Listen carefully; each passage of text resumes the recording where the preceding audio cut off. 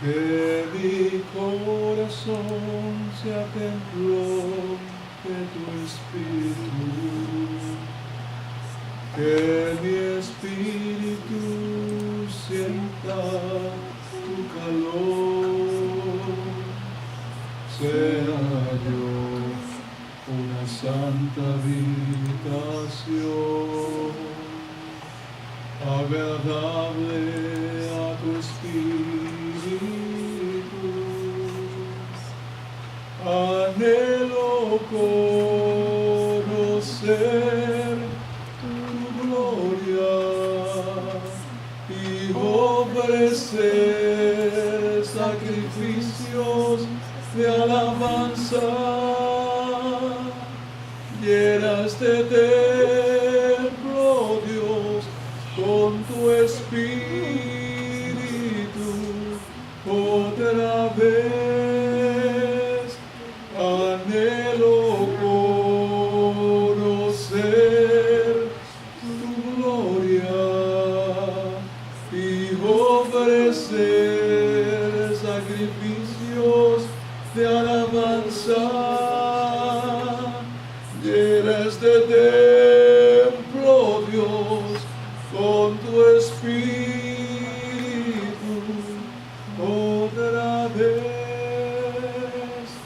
Llena este templo, Dios, con tu espíritu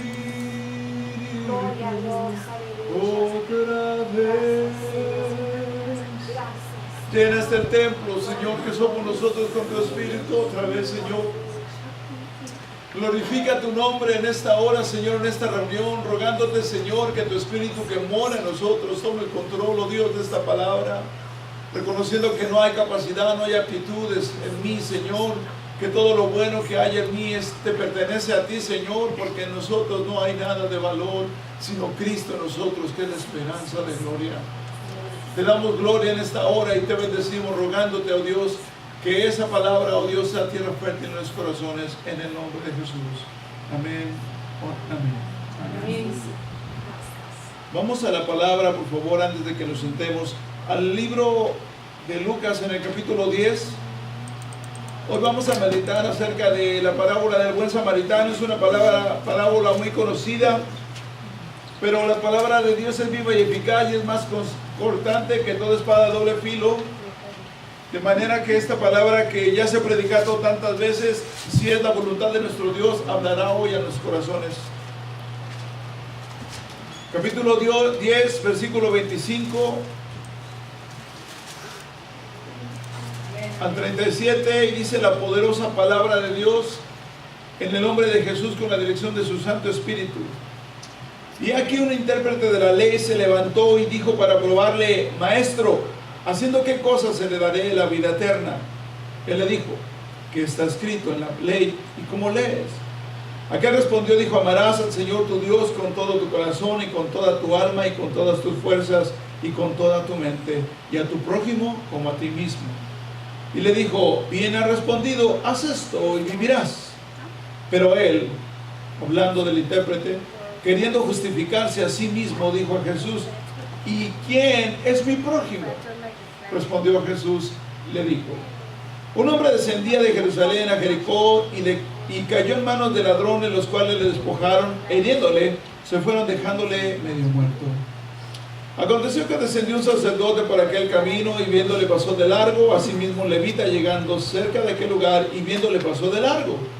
Pero el samaritano que iba de camino vino cerca de él y viéndole fue movido a misericordia.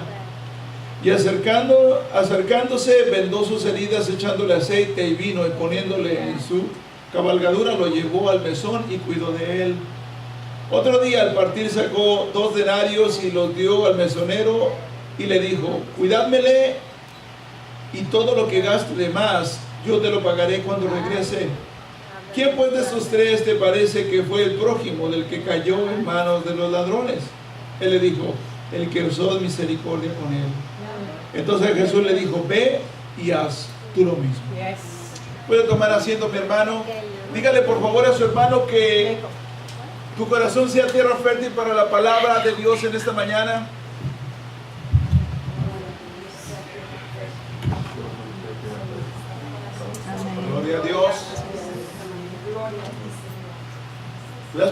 acordarse de algo que nuestro Señor Jesús utilizaba con frecuencia.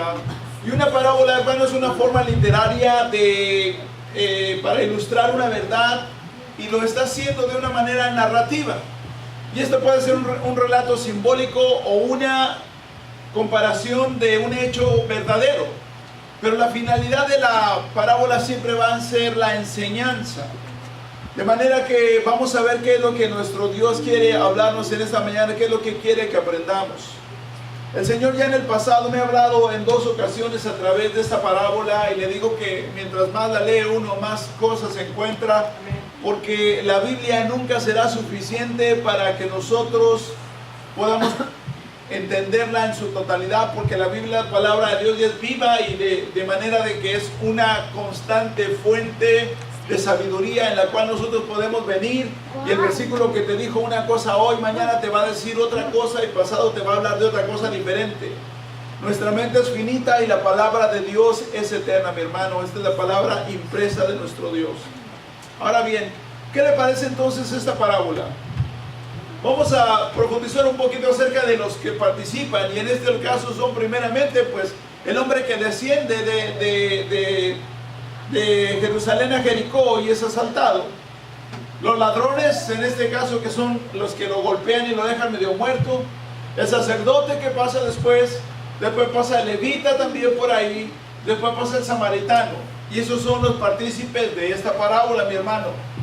Y déjenme hablarle un poquito acerca pues de lo que vendría siendo en este caso el hombre que desciende y que está medio muerto. Podremos hablar llevándolo a los términos de estos días, que es el hombre que no conoce de Cristo, que está tirado, que está golpeado, que lo han robado, lo que ha hecho el enemigo, venido a hurtar, matar y a destruir, y lo han dejado medio muerto en la calle.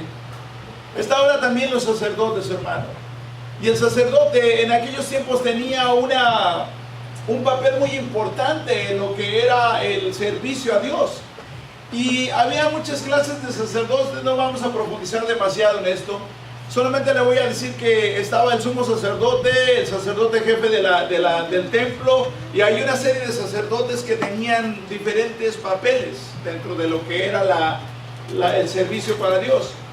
Algo que era muy simbólico en los sacerdotes es de que ellos nunca se quitaban la vestidura, siempre traían su manto blanco, por lo cual era fácil identificarlos en la calle. Porque usted miraba a alguien que traía ese manto y sabía usted que era un sacerdote. Los levitas, hermanos, se dice que en los tiempos de Jesús había como descendientes de Leví, había como unos 10,000 levitas sirviendo, para que se dé usted cuenta de la magnitud del templo y de la cantidad de gente que llegaba en las fiestas. Estos levitas, hermano, ellos participaban en diferentes actividades, y había 2 clases de levitas: los que cantaban y tocaban, los tañedores, esos eran unos, y de allá afuera los demás. Desde los porteros del templo, los que barrían, los que limpiaban, todos aquellos que ayudaban a los sacerdotes, los que traían la Torá, todos esos también eran levitas. No solamente en estos momentos, en estos tiempos se cree que solamente el levita es el que canta, ¿no? Porque hemos dado una mala interpretación a las cosas, pero no. Levita era todo aquel que participaba en el servicio. Ahora bien, hermano, también tenemos entonces a lo que es el samaritano. Y el samaritano, hermano, le voy a decir una cosa, que el samaritano era alguien despreciado por el mundo judío. ¿Por qué? Porque los samaritanos eran considerados impuros. Ellos venían de Samaria, obviamente, y no se les quería porque los samaritanos eran una mezcla entre asirios y judíos. Ellos adoraban en otro monte, ellos tenían una Torá que era un poco, bastante diferente a la Torá que había en Jerusalén, en los judíos. Pero sin embargo ellos creían que eran descendientes también de Jacob, y ellos estaban también esperando el Mesías. Sin embargo, le digo que en este tiempo eran algo mal vistos porque eran considerados bastardos, y los judíos no lo querían. Y de tal manera que había una guerra entre ellos, como le decía la mujer samaritana a Jesús, que no usaban ni el mismo plato, o sea, como nos decía la narración de Juan, que no usaban ni el mismo plato, ni el mismo vaso, no se cruzaban, y los judíos evitaban a toda costa pasar por Samaria. A veces daban un rodeo más grande cuando iban hacia Galilea, porque no querían saber de los samaritanos. Los samaritanos pues también tenían sus cositas, y a veces se infiltraban en Jerusalén y agarraban un hueso muerto de persona y bueno, ni modo que fuera vivo, ¿verdad? Un hueso de un cadáver y lo tiraban al templo para que los judíos tuvieran que purificar el templo, para molestarlos con eso, hermano. De manera que le digo que había una guerra. En este caso, hermanos, vamos llevándolo ya al contexto de lo que es. Los sacerdotes y las levitas son la gente de la iglesia. El buen samaritano en este caso es Jesucristo, que Él fue el que nos levantó cuando nos encontró medios muertos. Jesucristo es la roca, la piedra angular que fue desechada por los edificadores.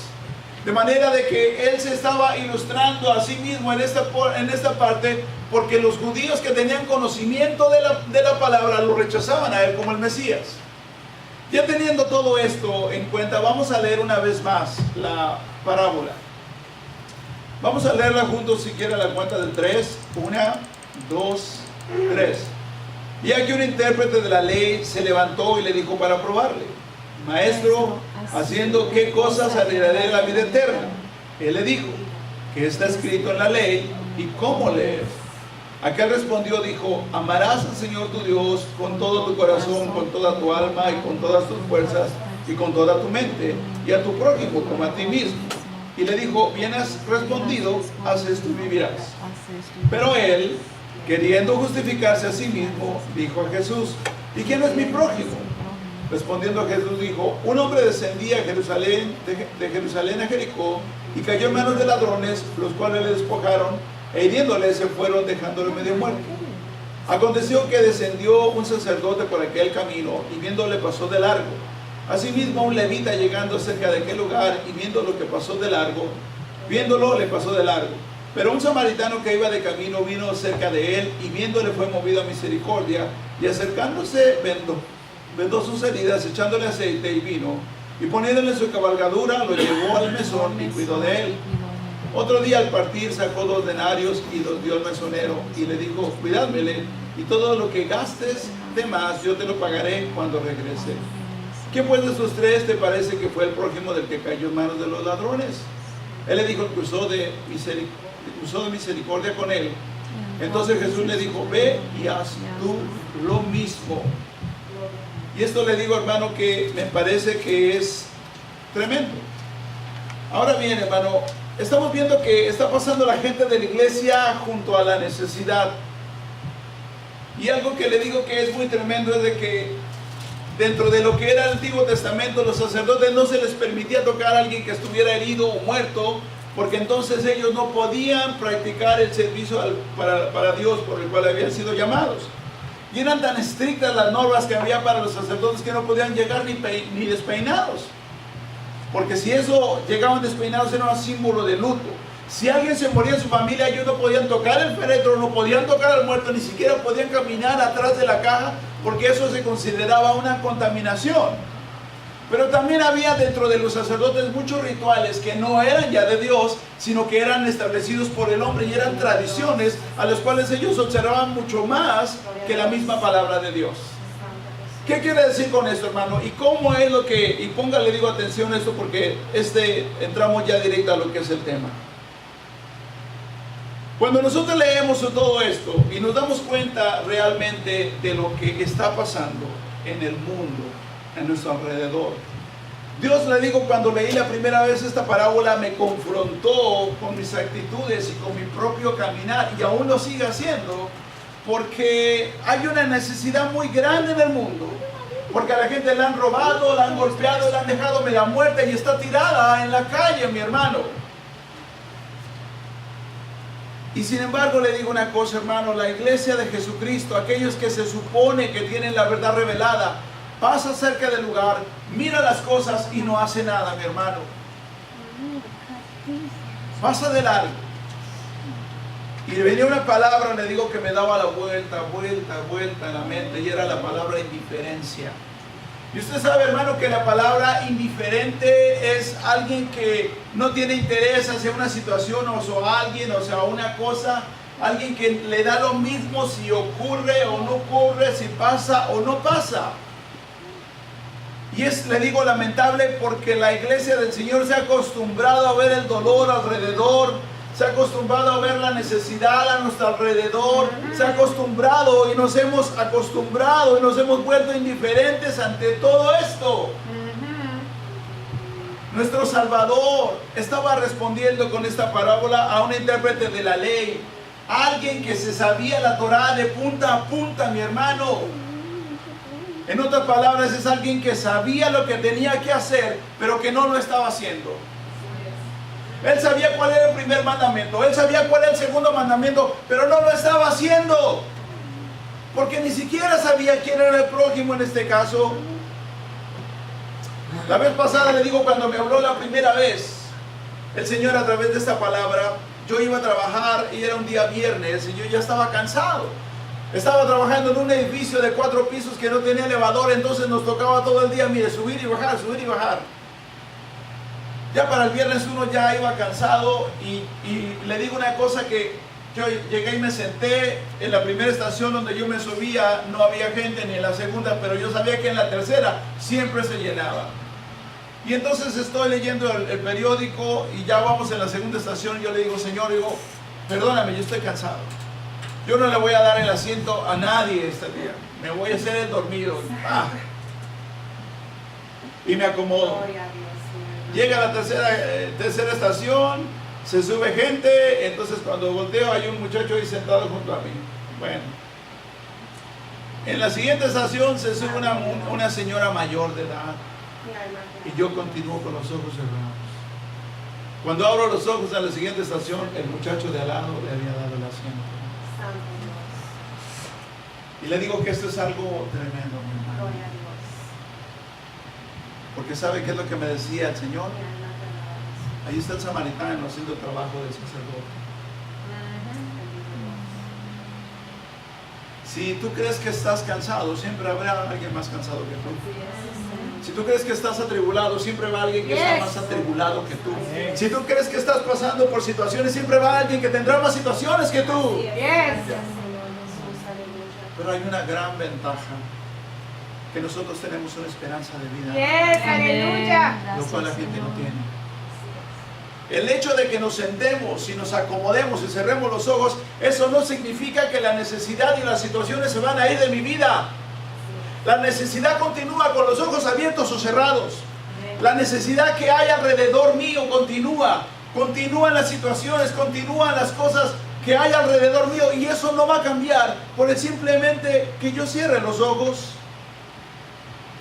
La necesidad sigue estando ahí.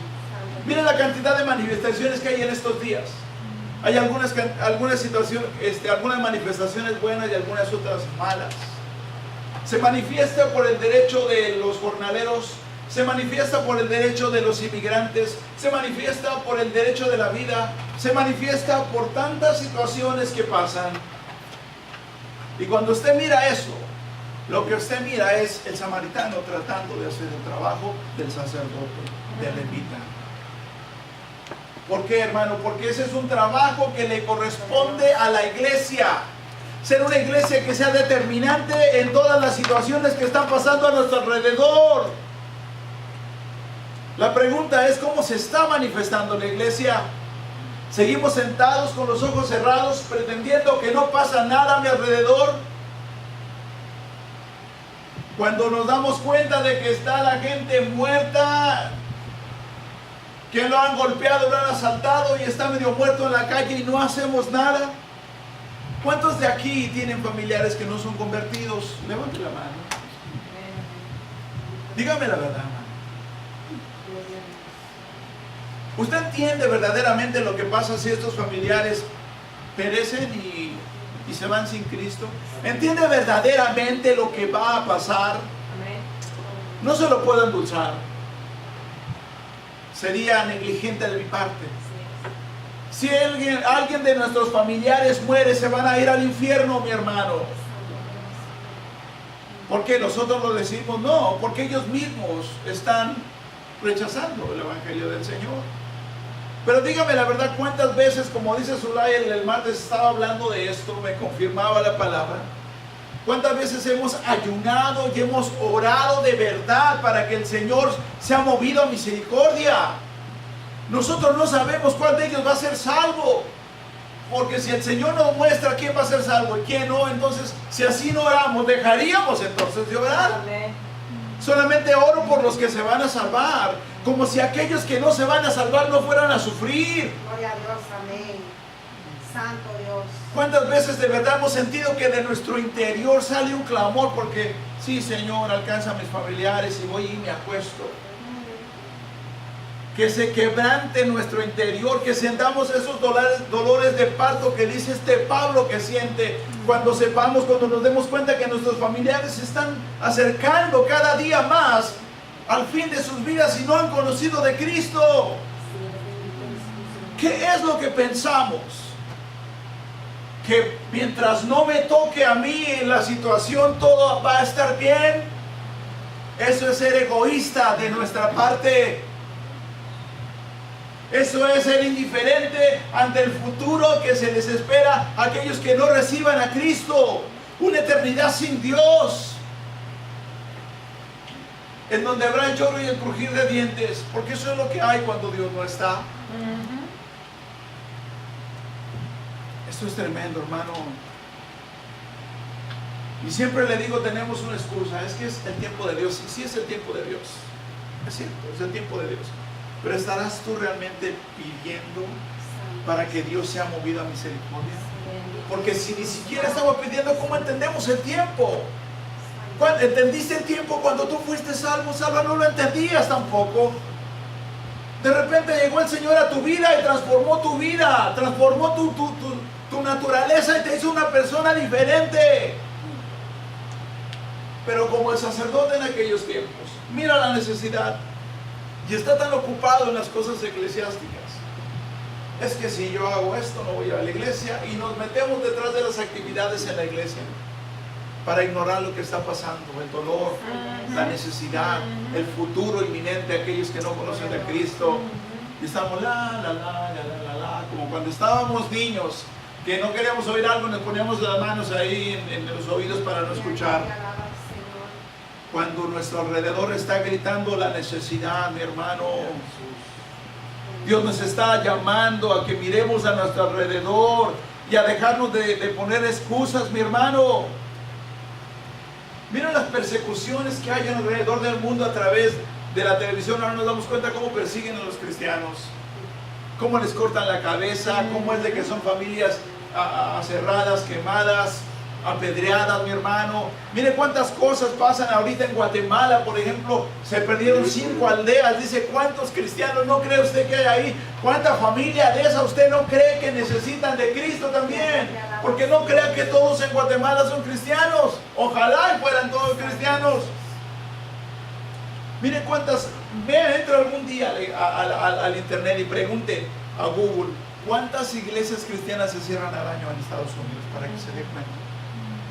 ¿Cuántas iglesias se cierran? Y si nosotros no oramos de verdad, y no clamamos, y no derramamos nuestra alma por nuestros familiares que vemos, ¿cómo vamos a orar por los que no conocemos? ¿Cómo vamos a orar por las iglesias que se están cerrando si ni pensamos en eso? ¿Usted cree que una iglesia que cierre o un negocio cristiano que cierre no nos afecta a nosotros? Claro que sí, porque estamos cediendo terreno.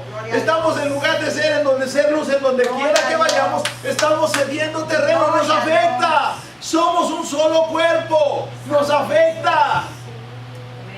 Lo que le pasa a la iglesia en Guatemala me afecta a mí. Lo que le pasa a la iglesia en Medio Oriente me afecta a mí, mi hermano. Somos un solo cuerpo. Y seguimos siendo indiferentes mientras no me pase nada a mí. Pues todo va a estar bien. Como dice un dicho allá en mi país, mientras coman mis dientes, que se arruinen mis parientes, ¿verdad? ¿Qué cosa fuera tan diferente si una de las iglesias que tuviera que cerrarse fuera hasta aquí donde nos congregamos? ¿Cuál sería nuestra actitud? Pues me voy a otra. O clamo para que Dios mueva su mano. ¿Por qué entonces no realmente clamar por aquellos hermanos que están pasando por tribulaciones, que están en medio de escándalos, que están en medio de tanta tribulación, para que Dios restaure, quebrante y mueva su mano poderosa, hermano, en lugar de ignorar todas las cosas que están pasando? Cuando usted mira que en los periódicos siempre dicen, cuando se manifiestan los pastores, los hermanos de la congregación, solamente dice el periódico, grupo religioso protestó en tal lugar y fueron detenidos los pastores por desobediencia civil. Porque para el mundo, mi hermano, somos tan solo eso, un grupo religioso. Porque nuestra indiferencia nos ha llevado a mostrar un Dios ineficaz y pequeño cuando nuestro Dios es todopoderoso. Nos hemos vuelto ineficaces. Hemos mostrado una imagen de Dios la cual es que no es, porque no nos está importando lo que está pasando a nuestro alrededor, porque nos hemos llenado de indiferencia. ¿Será que nuestro Dios no puede obrar en todas estas cosas que hemos mencionado? ¿Será que no puede traerse el poder del cielo? No se puede desatar lo que Él dijo. Lo que desates en el cielo será desatado aquí en la tierra. ¿No se podrá hacer eso, mi hermano? Y le digo que esta indiferencia llega de una manera bien sutil a nuestras vidas. Y a veces con algo que pareciera, pues, un pensamiento natural, sencillo, como por ejemplo, ¿qué le parece este? ¿Qué tiene de malo? ¿Qué tiene de malo? Sí, ¿qué tiene de malo que no le des asiento, no le des el asiento a una señora que está más cansada que tú? ¿Qué tiene de malo que veas una película que no le agrada a Dios? Sí, gloria a Dios. ¿Qué tiene de malo que escuches música que no le agrada al Señor? Gloria a Dios, amén. ¿Qué tiene de malo que no ores hoy? Gloria a Dios. ¿Qué tiene de malo que no leas la palabra hoy? ¿Qué tiene de malo que hoy no vengas a la iglesia? Mire, ¿qué tiene de malo? Santo, mi alma te alaba. Ya fuiste el jueves, ya fuiste el martes. Estás cansado, quédate en casa, ¿para qué vas? Indiferencia, mi hermano. ¿Qué tiene de malo que escuche un chiste mundano, mi hermano? ¿Qué tiene de malo que yo mismo me quede callado ante las situaciones que estoy viendo y entonces diga es el tiempo de Dios? Cuando nos decía levántate tú que duermes. El jueves también mi hermana Alma lo estaba confirmando con la clase. Las situaciones están ahí. Somos instrumentos, somos armas de luz, hemos sido llamados para hacer una diferencia, pero nos hemos llenado de diferencia a través de cosas pequeñas, mi hermano, y nos volvemos ya como el intérprete de la ley, tratando de justificarnos a nosotros mismos. Es que, ¿sabes qué? El clima, es que es mi trabajo, es mi familia, es que la distancia, es que el cansancio, es que la lluvia, es que el calor, es que el viento, es que el aviso de tornado. Siempre nos justificamos de algo para no hacer las cosas que Dios nos ha dicho que hagamos. Siempre nos estamos justificando con cosas triviales para no cumplir las cosas por las cuales Dios nos ha puesto en este lugar, mi hermano. Y siempre le decimos, Señor, ¿tú conoces mi corazón? Claro que lo conoce. Por eso es que está trayendo esta palabra. Porque sabe que somos indiferentes ante las situaciones. Estamos viendo las cosas y nos hemos vuelto egoístas. Gloria a Dios. Yo le digo una cosa, que cuando usted recién se convierte, hay cosas que usted hace, donde quiera que llega, saca su Biblia y comienza a leerla. Ora por sus alimentos en cualquier lugar donde usted vaya. Pero yo le digo una cosa, llega un momento que viene pasando el tiempo y esa misma indiferencia nos hace que ya no hagamos estas pequeñas cosas. Y yo le digo una cosa, si usted deja de sacar su Biblia ya, la dejó de sacar un día, 2 días, usted ya no lo vuelve a sacar. Si usted dejó de orar por alguien, por los alimentos, por alguien, y ya no lo vuelve a hacer, usted no lo vuelve a hacer. Y si le digo una cosa, si dejamos de hacer las cosas pequeñas, vamos a dejar de hacer las cosas grandes en nuestra vida. Delo por hecho. Que si no hacemos las cosas pequeñas, aquello que se nos ha otorgado, ¿verdad? Es porque cuando Él dice, no, si en lo poco me fuiste fiel, en lo mucho te pondré. Y la gente siempre piensa en una iglesia pequeña y una iglesia grande. No, eso es lo que te dio a ti. En esas cosas pequeñas que son tan valiosas delante de Dios. Si no eres fiel en eso, ¿cómo te va a dar más? ¿Cómo no me va a dar más a mí? O sea, si no soy fiel en lo poco, ¿cómo me va a dar lo mucho a mí? Somos indiferentes, mi hermano. Entre las cosas malas que están pasando a nuestro alrededor y no las vemos, mi hermano. Si ya no notamos, le digo, las cosas malas que hay a nuestro alrededor, ¿cómo vamos a notar las buenas? ¿Cómo vamos a notar las cosas buenas que vienen de parte de Dios si las malas no las alcanzamos a ver? ¿Qué pasó con nuestros dones que tenemos, con nuestros talentos que hay en nuestra vida? ¿Qué pasó con eso? ¿Usted cree que ya se nos quitaron cuando dice que sus dones y su llamamiento es irrevocable? Quiere decir que lo que nos dio, ahí está. Y sabe que nos va a demandar por eso. La palabra que se habló va a ser demandada en nuestras vidas, mi hermano. ¿Usted cree que Dios se ha arrepentido, mi hermano, con lo que le dijo, lo que te dijo a mí, lo que te dijo a ti? Es muy peligroso, mi hermano, le digo, ser indiferente. Muy peligroso. Porque le digo una cosa, que las cosas que pasan, si nosotros somos indiferentes ante las cosas que pasan en nuestra casa, en nuestra iglesia, en nuestro trabajo, en nuestro entorno, no nos extraña algún día que entonces esto que estamos sembrando lo cosechemos, mi hermano. Y que sean indiferentes para con nosotros, en nuestra casa, en nuestra iglesia, en nuestro trabajo, en nuestro entorno, que les da lo mismo si hablas o no hablas, si vienes o no vienes, si oras o no oras, ya no les importa, porque tú le eres totalmente indiferente a la gente. Cuando dice la palabra que hemos sido llamados a ser ministros de reconciliación, a hacer una diferencia en la vida, no solamente de nuestros familiares, sino de nuestro entorno. Imagínate que llegaras a tu casa y tu esposa y no te haga caso. Llegaste bien, si no llegaste me da lo mismo. Que tus hijos también les hablaran, les dijera algo, pues me da lo mismo. Si me regañas, si oras por mí, me da enteramente lo mismo. ¿Por qué? Porque eso es lo que hemos sembrado, indiferencia. Eso es lo que vamos a cosechar, mi hermano. La segunda manera que me habló acerca del Señor, acerca de esta parábola, era de que cuando pasa el sacerdote y pasa el levita y ve la necesidad, la ignora. Quiere decir que están viendo la necesidad, pero no están reconociendo la necesidad. Porque una cosa es ver la necesidad y otra cosa es reconocer la necesidad.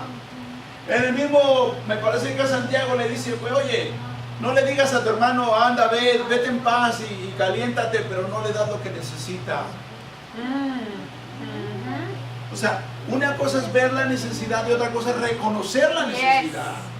Jesucristo vio la necesidad de nosotros y la reconoció. Por eso es que se despojó de sí mismo, porque sabía que en nuestra manera y en nuestra fuerza no había manera de acercarnos a Dios. No había manera de reconciliarnos con Dios. Él reconoce y Él toma una acción. Cuando tú reconoces la necesidad, no solamente es verla, sino hacer algo por esa necesidad. Aleluya. Hay una acción diferente de parte tuya, de parte mía, cuando estamos reconociendo la necesidad, no tan solo viéndola. Es muy fácil decir y a ver qué es lo que le hace falta a cada uno, pero ¿por qué no involucrarnos en eso? Y yo te voy a decir una cosa, algo que me dijo un hermano, que cuando tu corazón es recto delante de Dios, lo que tú hagas, Él va a estar agradado, porque lo que tú hagas siempre va a querer glorificarlo. De manera que si hay algo por lo cual Él no quiere que tú te metas, Él te lo va a dejar saber. Amén. Porque en tu corazón está tu voluntad, está la voluntad de agradarlo a Él. Tú quieres ser agradable a Él. Bendito sea Dios. Gracias, Dios. El mismo apóstol Juan nos dice en el capítulo 4, versículo 20, dice, si tú dices que amas a Dios, dice, yo amo a Dios, pero aborrezco a mi hermano, el tal es mentiroso. Porque ¿cómo puedes tú amar a Dios a quien no has visto? ¿Cómo puedes tú amar a Dios si tú que has visto a tu hermano no amas a tu hermano a quien ves? ¿Cómo vas a amar a Dios a quien no ves? ¿Cómo puedes tú decir que amas, o cómo puedo yo decir a Dios que amo si no hago realmente, si no muestro un fruto en mí de querer hacer algo por la vida de mis familiares, de mis amigos, de mis vecinos, de querer realmente humillar mi corazón para que Dios los alcance? Gracias, Dios. Gracias. ¿Reconocemos la necesidad o solamente la estamos viendo?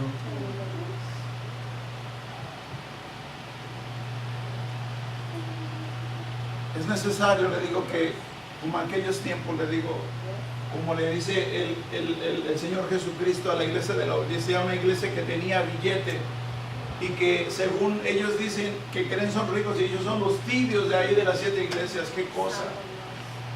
Le dice y pide colirio para tus ojos para que veas. Gloria a Dios. ¿Por qué? Porque había tanto billete y había tanta abundancia y tanta comodidad como la hay aquí, pero no miraban la necesidad alrededor. Yes, aleluya. Miren lo que nos decía el pastor de la prédica que estaba escuchando, que había por ahí un lugar de Centroamérica, un hombre, un pastor, pues solamente Dios lo sabe, es el pastor, que estaba construyendo una iglesia de 160 millones de dólares.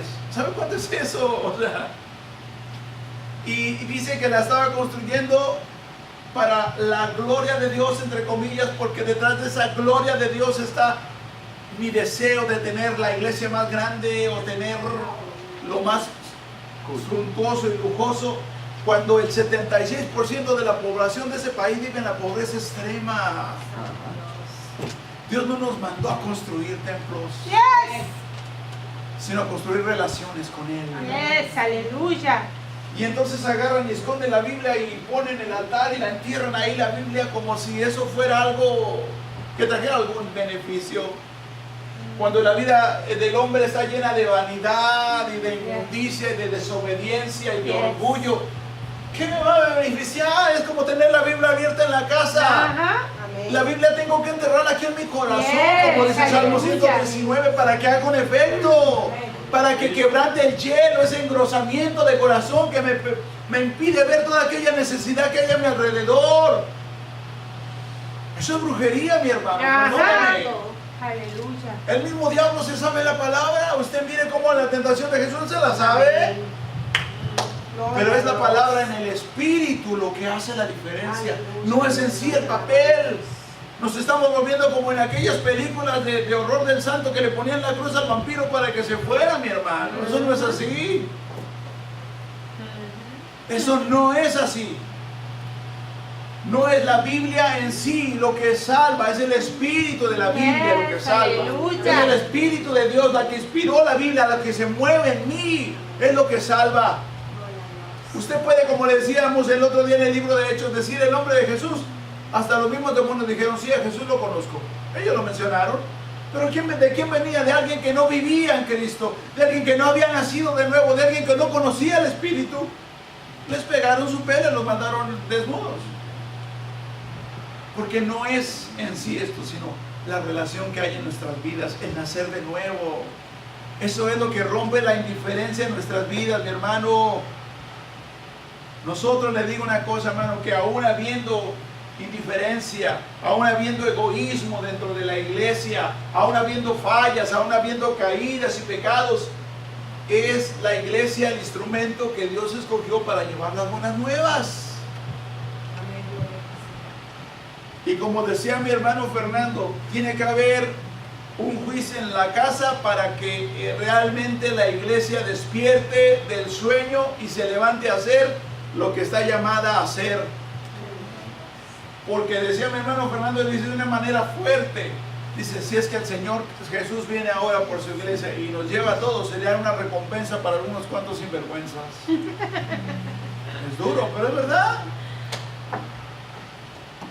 Tiene que ser refinada. Dice que una iglesia se está preparando para ser una iglesia gloriosa, sin manchas, sin arrugas. Usted entiende cuando Dios dice eso. Tiene que haber una purificación en la iglesia para que podamos ser dignos de ese levantar en el espíritu. Cuando usted lo mira de esa manera, uno dice, wow, Señor, ten misericordia de mí. Ten misericordia de mi vida y termina la obra que has hecho en mi vida. Porque le digo una cosa, hermano, nosotros somos llamados como la iglesia de Dios a llevar el aceite, las vendas, a llevar ese ungüento para aquel herido, para aquel que está en el piso, para ser esos ministros de reconciliación, hermano. Porque toda esa iglesia indiferente es la que el Señor le reprocha cada día. Misericordia quiero y no sacrificio. De nada me sirven cultos aquí con un montón de músicos o un montón de personas si en su corazón están lejos de mí. si no hay misericordia en ustedes, si hay indiferencia, si hay un cansancio por las cosas mías, de nada me sirve. Dios no está recibiendo eso, mi hermano. Olvídese. Gloria a ti, Señor. Por eso les decía, misericordia quiero y no sacrificio. Porque el único sacrificio que Él busca de nosotros es que seamos ese sacrificio agradable delante de Él. Ese fruto de labios, de adoración, de cántico nuevo de nosotros. Que provenga de nosotros esa alabanza de nuestro ser, hermano. Amén. Esa es la alabanza, ese es el sacrificio que Él quiere. Las actividades eclesiásticas son eso, actividades eclesiásticas. Eso no te acerca más a Dios, eso ni siquiera te garantiza que estás trabajando para Dios. Son actividades de la iglesia, pero puede ser que ni siquiera esté Dios envuelto en eso. El sacrificio de labios, fruto de labios que confiesan su nombre. El corazón contrito y humillado.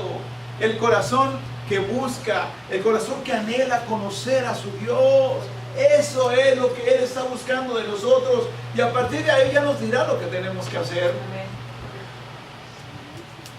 No es, le digo una cosa, las muchas ocupaciones lo que nos harán más aptos delante de Dios, sino en realmente reconocer cuando hemos sido indiferentes delante de las situaciones. Realmente reconocer cuando hemos visto la necesidad pero no la hemos reconocido a nuestro alrededor.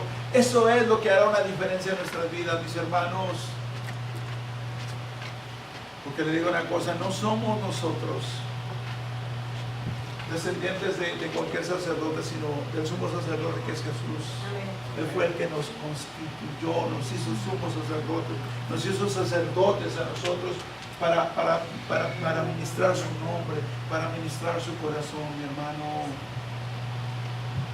Estamos, le digo, hermano, cuando no se ve a usted, cuando pasa por situaciones, en una situación inmejorable, para ser verdaderamente un instrumento de luz, de justicia de Dios, para ser ese hombre, esa mujer simbólico. Estamos en un lugar inmejorable. Hay gente que tiene más necesidad que nosotros, se lo digo. Gente que tiene más situaciones con nosotros, y le digo, con todo y eso se gozan más en su Dios. Nosotros con tanta abundancia, tanta comodidad nos estamos quejando, no nos importa lo que pasa a los demás. Gente, como decía mi hermana Ada, que allá en los países ni siquiera tienen piso, hay tierra, hay lodo, y con todo y eso están gozándose en ese lugar, en su Dios, y es una alabanza genuina la que está sirviendo. Aquí con los instrumentos, imagínense. La vez pasada Zulay me decía de un hermano africano que están hoy orando, ni siquiera tenía techo el lugar. Y ¿sabe cuál era lo que tocaban los instrumentos? Eran ollas de cocina, mi hermano, y con unos palitos ahí, gozándose todos, adorando a su Dios. Miren los instrumentos aquí sentados. Miren el aire acondicionado, los ventiladores, la pantalla. Miren ustedes las sillas tan cómodas. ¿Dónde está la gente?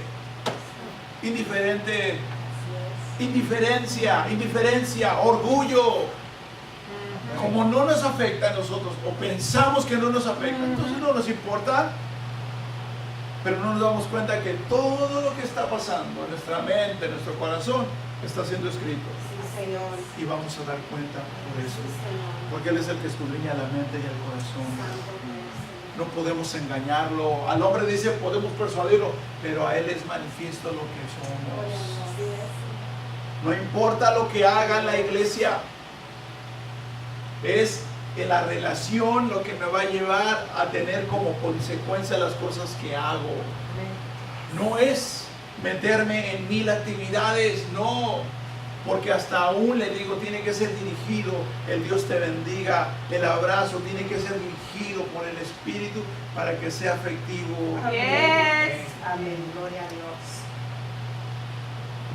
Piense en esto, hermano, y examinemos cada uno de nuestros corazones y reconozcamos la necesidad de nuestros familiares, reconozcamos la necesidad en nosotros mismos a veces de que Dios quebrante y saque las cosas que están de más, que están impidiendo para que Dios fluya en nuestras vidas.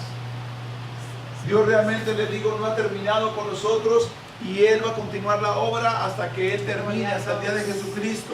Hasta cuando, como decía Álvaro, hasta que lo veamos a Él, hasta cuando seamos formados a su semejanza, hasta ese día terminará la obra.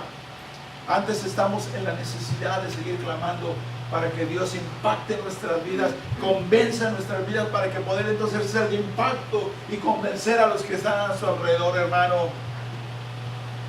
Esa es la palabra de este día, mis hermanos. Vamos a ponernos de pie.